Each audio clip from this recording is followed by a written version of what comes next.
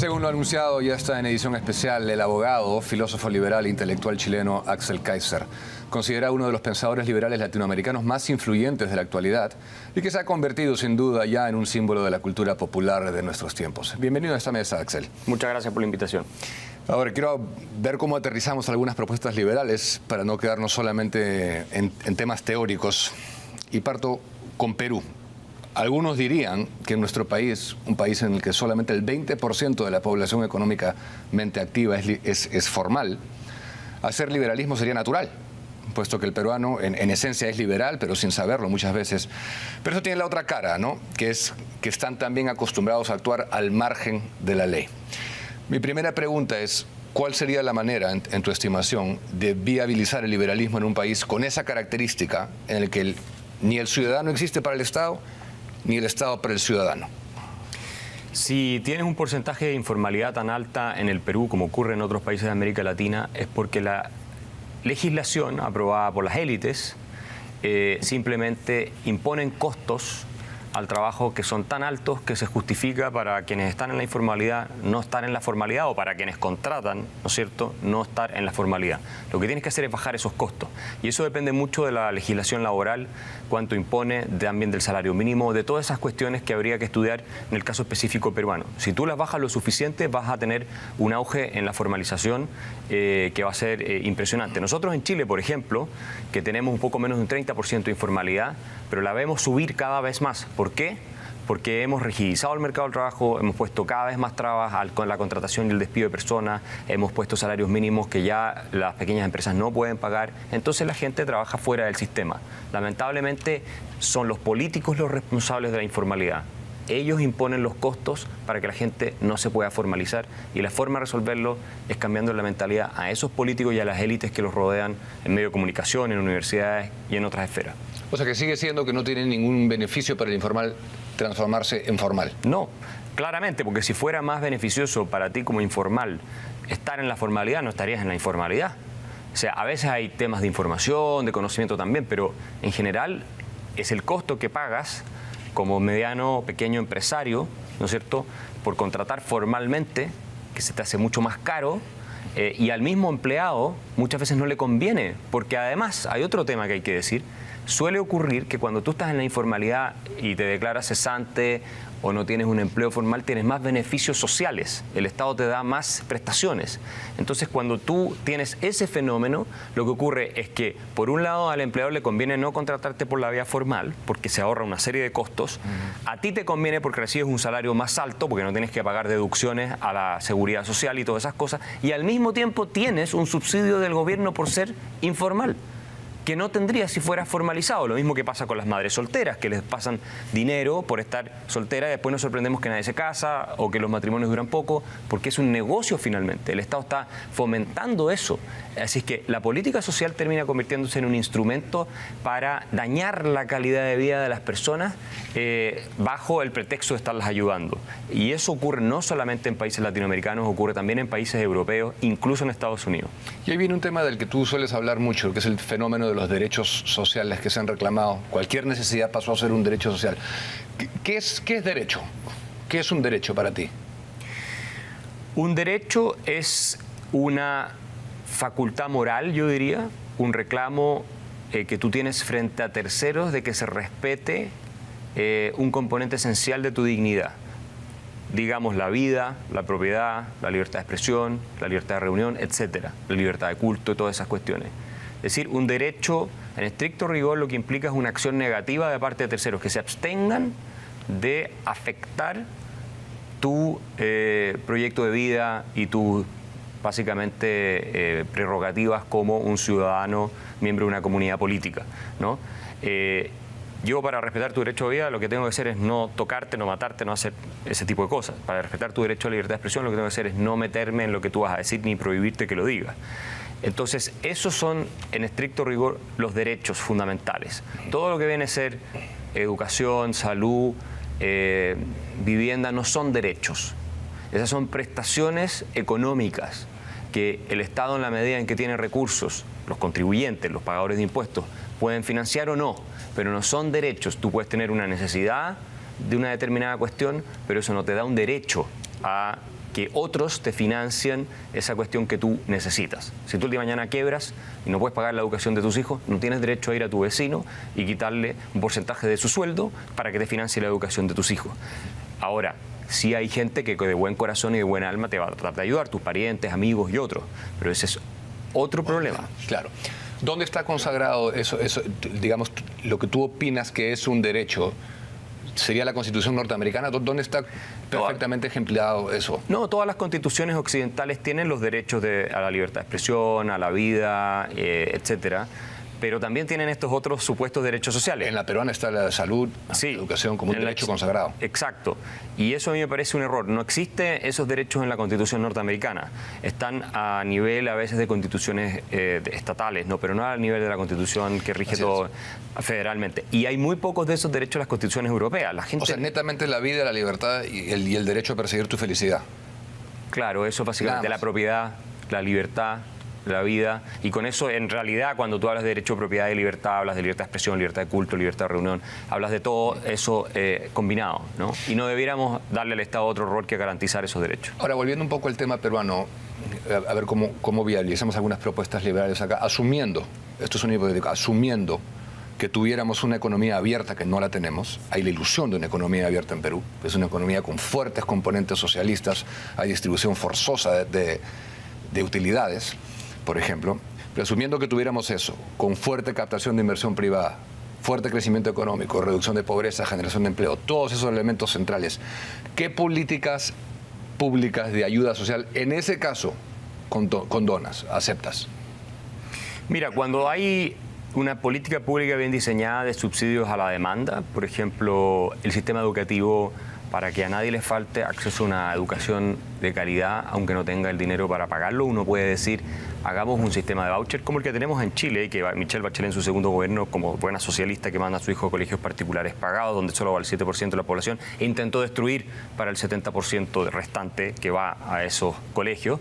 Entonces tú lo que haces es decir a los padres, usted, ¿cuánto puede pagar por la educación de su hijo? Bueno, pague esto y el resto lo pagamos los pagadores de impuestos, pero le pasamos el dinero directamente o a los padres. En el caso de Chile el sistema funciona que se le llega el dinero al colegio según los niños que están inscritos. ¿Eso se hizo en Chile?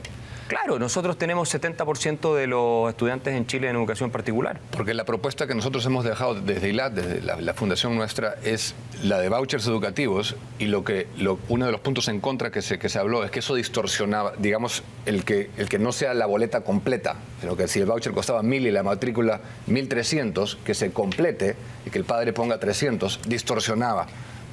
No, nosotros teníamos el sistema con copago, que fue eliminado por Michelle Bachelet en su segundo gobierno. El gobierno socialista de ella le prohibió a los padres pagar por la educación de sus hijos, porque en el argumento que ellos tenían era que si los padres podían pagar por la educación de sus hijos, entonces iban algunos padres que les va mejor poder pagar más que otros, y por lo tanto iban a haber alumnos niños de clases emergentes que les iba a ir mejor que a otros. Y eso era inaceptable, a todos les tenía que ir igual de mal. El ministro Izaguirre en su época, dijo Nicolás Izaguirre, famosamente que había que bajar de los patines a los niños para que anduvieran más lento, de manera que ninguno se distancie de otro. Esa fue famosa. O sea, ellos tienen la mentalidad de meter a todo el mundo en un piso de igualdad, pero igualdad en la mediocridad, igualdad en la miseria, ¿no? No ellos van a colegios particulares, su hijo van a los colegios del 7% más rico en Chile. Pero no volviendo al tema del copago, ¿te parece que eso distorsiona o la mejor manera de viabilizar los vouchers es que sea entero lo que se da? No, yo creo que tú puedes tener ambos sistemas. Tú debieras tener libertad, básicamente. Obviamente hay una partida del presupuesto de la nación que tiene que ir asignado a esto, pero tú debes tener libertad de colegios particulares pagados 100%, colegios particulares subvencionados parcialmente y colegios particulares subvencionados 100%. Pero claro, si tú tienes como presupuesto del Estado un porcentaje determinado que le vas a asignar, supongamos $100 por mes por alumno, por decir algo, ¿no? Estoy inventando. Y hay un padre que además podría decirte, pero yo puedo poner $50 más, aparte de esos 100, pero hay otros que no van a poder. Entonces vas a tener colegios en los cuales vas a hacer con esos $100 y vas a tener colegios en los cuales vas a tener de $150. ¿Por qué tú le vas a prohibir a un padre hacer todo lo que puede por darle las mejores oportunidades a sus hijos? Eso es lo más injusto y criminal que se puede hacer a mi modo de ver. Y es más, ese mismo que paga 100, tal vez el día de mañana puede pagar 150 y los cambia de escuela, los cambia de colegio. Lo que tú no puedes hacer es decir, decir, acá hay un techo para ustedes. No, nadie puede tener una educación que vale más de $100 por mes. Sí. Ese es mi punto. Pero eso es lo que se dice acá. Sí, claro. ¿Y quién lo dice? Personas que van a colegios particulares. ¿Estás seguro que si haces el análisis y van a buenos colegios donde pagan $500? Hay dos argumentos. Uno, el de los sindicatos del SUTEP, que es el más famoso. Uno está el tema del copago y otro está el famoso tema que genera desigualdad, y otro es el famoso tema del lucro, que lucrar con la educación es inmoral. Y yo sé que tú has abordado el tema. Bueno, eso es una estupidez. Eso acá está bien explicado en El Economista Callejero. A ver, la educación es una actividad económica. No hay nada en la educación que no implique lucro. Los profesores también del sindicato, que por lo demás no tienen el interés de los alumnos como prioridad, sino el propio, ¿qué hacen? Cobran cuando hacen clases. Eso es lucrar. Los edificios que tienen que construirse para las escuelas, las constructoras tienen que cobrar, si no, no los pueden hacer. La luz, el agua potable, los computadores, todo eso cuesta dinero. Todas las empresas que están asociadas a eso cobran. Por lo tanto, hablar de que la educación no se puede lucrar es además completamente falso, porque aunque sea en teoría gratis, porque nunca es gratis, la pagan los contribuyentes, los que pagamos impuestos, todos los que están involucrados están lucrando, partiendo por los profesores que no hacen clases gratis. Entonces, si ellos ya van a decir que la educación tiene que ser gratis y no se puede lucrar con la educación, entonces que ellos hagan clases gratis. Pero tú no me puedes pedir a mí que yo no tenga el derecho a abrir un establecimiento de educación que funciona bien, beneficiarme de eso, ¿no? Y tú, al mismo tiempo, proponer que tú sí quieres beneficiarte de tu trabajo, pero yo no del mío. Que además es mucho más difícil organizar todo un colegio, velar porque la calidad sea buena, que los apoderados lleguen, que se involucren, etcétera, etcétera, etcétera. Es más difícil que llegar y hacer clase. O sea, se cae el argumento de... No tiene ningún sentido, es una estupidez, es de esas cuestiones de superstición que nosotros tenemos tan arraigadas en América Latina, que hace que nuestros países sean subdesarrollados, porque pensamos que hay cosas que deben estar más allá de la libre decisión de las personas, porque finalmente el lucro es el beneficio y el premio por el trabajo bien hecho. Si Messi gana el dinero que gana, ¿no? Y le ofrecieron hasta $400 millones por irse a jugar a no sé si era Arabia Saudita o a Qatar, no me acuerdo dónde era.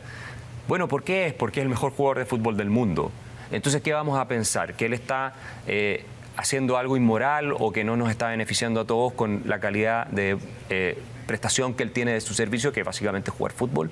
¿O una persona que inventa el día de mañana, ¿cierto?, una cura para el cáncer, no puede hacerse multimillonaria porque no se puede lograr con la salud? Entonces todos nos quedamos sin la cura para el cáncer. Si esa es la tontería. Sí, claro, no. Es el tema de la desigualdad que también se cae. Ahora, no, pero claro, eso es otra cuestión más que no resiste ningún análisis, porque es mejor ser desiguales en la riqueza que ser iguales en la pobreza. Hablando de la batalla cultural, como dije al comienzo, en tu libro La fatal ignorancia, que alude perfectamente al libro del maestro Hayek, La fatal arrogancia, me parece que fue en el 2009 que sí alertabas ya que, no obstante el éxito demostrado con indicadores objetivos, no emocionales, como es todo hoy en día, no obstante el éxito del modelo económico chileno se iba a caer, porque ya reconocías en el 2009 que habíamos perdido la batalla cultural. Sí, habíamos perdido la batalla cultural en Chile porque la hegemonía estaba instalada en la prensa, en las escuelas, en las universidades, en todos los espacios de irradiación de ideas que van definiendo cómo la gente percibe el país en el que vive, ¿no? Y la narrativa que se había instalado era esta del igualitarismo, el antineoliberalismo y el ataque a los ricos, a los exitosos. Entonces era una cuestión no tan difícil de prever, a pesar que fui el único que la predijo y en un minuto todos pensaban que yo estaba loco, pero se terminó produciendo todo lo que yo anticipé, precisamente porque estos discursos igualitarios, ¿no?, de justicia social, teóricamente, que son bien sonantes, pero que esconden resentimiento, envidia y el afán por destruir las avenidas que le han permitido a muchas personas salir adelante, y por supuesto unas llegan más arriba que otras, bueno, terminamos generando, ¿qué resultado? Llevamos 10 años, una década, completamente perdida de decadencia económica en nuestro país, donde los jóvenes de hoy, muchos están pensando en irse de Chile, el país que otrora fue más exitoso de América Latina, por obsesionarnos con la igualdad. Hay varios paralelos entre el caso de Chile y Perú, tanto a nivel activista como en las narrativas que se han impuesto. Bueno, en Chile, por dar un ejemplo, el activismo de izquierda le declaró la guerra a la policía, a las Fuerzas Armadas, tomó la Fiscalía, tomó el Poder Judicial, al punto de que anuló el rango de acción de la policía y se traducen en altos índices de inseguridad en la sociedad. Eso pasó exactamente igual acá. Exactamente igual acá. A nivel económico, la narrativa que se impuso allá también fue el de que había sido injusto. Aquí la Constitución del 93 se le acusó de haber sido injusto y de haber generado mucha desigualdad. O sea, son 3 o 4 casos en donde hay muchos paralelos. Y tú hablabas de esto. Sí, yo presenté acá en el Congreso en el Perú y mostré los datos, ¿no? Lo que es dato se supone que mata relato, pero hemos visto que no es así. No. Tenemos que insistir con el relato. Los niveles de desigualdad en el Perú en los últimos 20, 30 años han caído, medidos por índice Gini, de manera estrepitosa. O sea, ha sido un avance para la gente que cree que importa la desigualdad. A mí no me importa la desigualdad, a mí me importa la prosperidad. Pues como digo, es mejor que todos tengamos prosperidad y seamos muy desiguales a que todos estemos en la miseria y seamos muy iguales. La igualdad no es un fin en sí mismo. No puede serlo. Porque si la igualdad fuera el fin en sí mismo, entonces no nos importaría empobrecer a todos para que todos estén igual. O sea, igualdad de resultado. Claro, igualdad de resultados. Es que a eso apunta todo este discurso igualitario. Es que no puede haber gente que tenga tanto respecto a los demás. ¿Y qué te importa que otro tenga más si los otros están progresando? O sea, no tiene ningún sentido el discurso igualitario. Es pura envidia, ¿no? Lo mismo que esta idea de justicia social. Es pura envidia y una justificación para que los políticos puedan meter la mano en el bolsillo a la gente, redistribuir, y mientras tanto el que reparte recibe la mejor parte. Y ahí tienes todos los escándalos de corrupción en nuestros países, ¿no? Que son uno tras otro. ¿Por qué? Porque manejan demasiado del dinero de los contribuyentes, de los que somos pagadores de impuestos. Así que yo no me dejaría engañar con estas retóricas y trataría de abrazar las ideas de libertad, que son las que funcionan. Entonces yo, cuando veo Perú, veo un país que está en el ranking 37 de libertad económica a nivel Fraser, debiera estar en el top 10, igual que Chile. Es un país que ha progresado enormemente, que la pobreza ha caído decenas de puntos en las últimas décadas, que nunca ha tenido una clase media más extendida como la que tiene hoy, que nunca ha tenido menos desigualdad que hoy. A pesar, como digo, a mí no me importa ese tema, pero hay gente que le importa. Nunca ha sido menos que hoy, medido por el índice Gini agregado, y por generaciones debe ser menor aún la desigualdad en el Perú. Y el Producto Interno Bruto es el mayor de la historia jamás registrado, lo mismo que el ingreso per cápita. Entonces, ¿por qué están tan obsesionados con destrozar su país? Eso es lo que yo no puedo entender. Van a terminar como Chile. Los chilenos ya destruimos nuestro país y hoy día estamos viendo cómo no lo destruimos más aún. Tenemos una década perdida, gente yéndose de Chile para buscar mejores oportunidades en otras partes, fuga de capitales.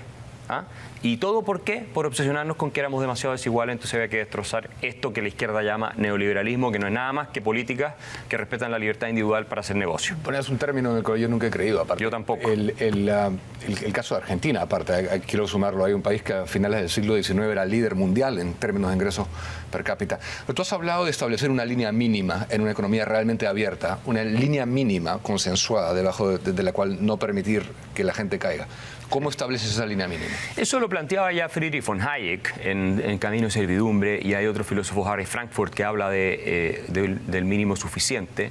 Es un tema a discutir, pero uno podría llegar a una especie de consenso en el que diga, bueno, con menos de X cantidad de recursos no debiera vivir nadie. Y eso lo puedes diseñar tú con una combinación de transferencias directas y prestaciones como por ejemplo el voucher para la educación, voucher para salud. Lo importante de este sistema es que lo que tú terminas haciendo es cerrar, o puede ser un impuesto negativo a la renta también como la planteaba Friedman, es cerrar el Estado como proveedor de servicios. Porque el Estado como proveedor de servicios termina siendo capturado por los sindicatos, los grupos de interés, es bolsa de reparto de dinero para los amigos de los políticos y pura corrupción, ¿no? Entonces ese dinero que debiera llegarle a la gente en prestaciones no le llega, porque termina quedándose en las manos de los políticos, termina quedándose en las manos de los funcionarios que muchas veces tampoco quieren trabajar y hacer lo que corresponde porque no tienen los incentivos bien alineados, y así sucesivamente. Ahora, nos quedan 2 minutos, no quiero dejar de tocar este tema. Hace unos días propiciaste en la Fundación para el Progreso, o mediante la FPP, una conversación con Javier Milei, sí, en la cual él habló nuevamente sobre un concepto característico en su discurso, que es la superioridad moral del capitalismo de libre mercado.